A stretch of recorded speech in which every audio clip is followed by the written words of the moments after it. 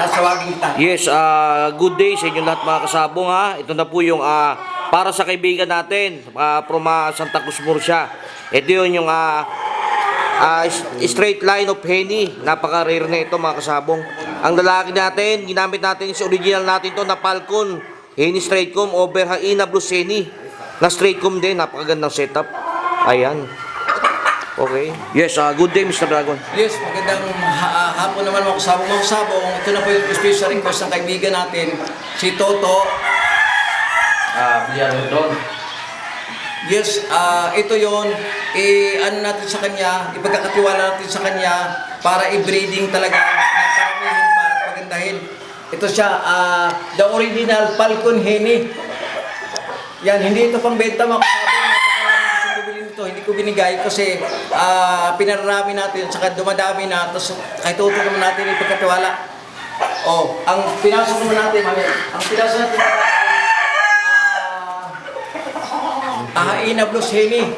Ayan, Haina Blue Henny na ano ito, na Black Mamba, na itim ang mukha. Napakaganda nito. Long leg, high station at saka malaking manok. So ito yung perfect combination nito mga kasabong. Tawagin naman natin yung kaibigan natin, si Toto. Maraming salamat. Mga kasabong, ito yung na pwede katiwala sa kanya.